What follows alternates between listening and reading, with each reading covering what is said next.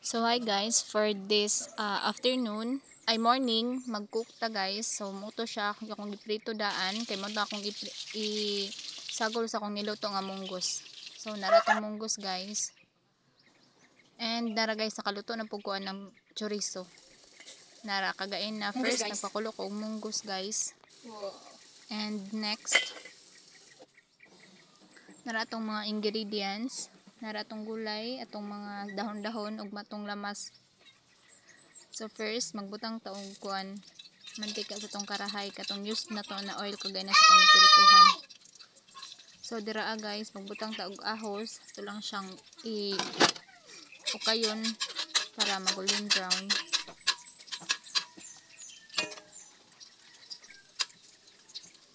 So kapag mag-golden brown na siya guys, magbutang na pud ta dira og kanang bombay. Itong isutay.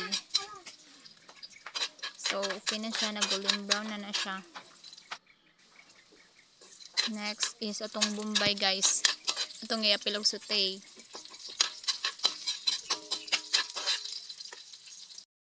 So after ana guys, ato nang ilunod ato ang munggos nga katong naay gulay na siya.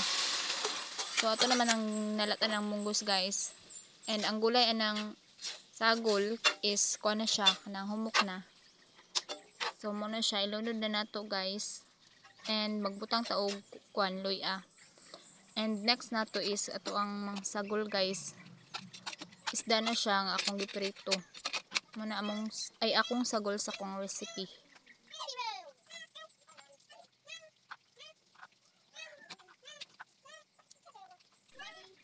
So kapag nahalo ng tanan, ato na siyang ukayon guys.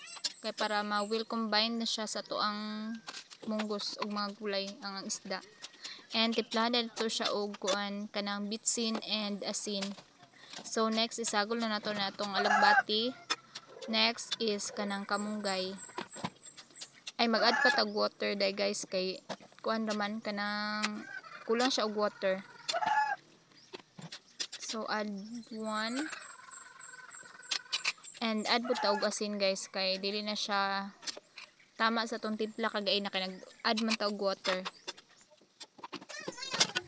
So okay ra ta dira and takpan nato, and after ana guys mabukal naman na siya. So okay na siya guys. Ready to serve na siya. Atong tilawan guys kay basig kulag asin.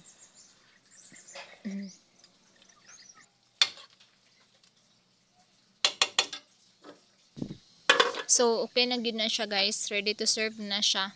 Mag-wait na lang tanos sa maabot itong trabahante.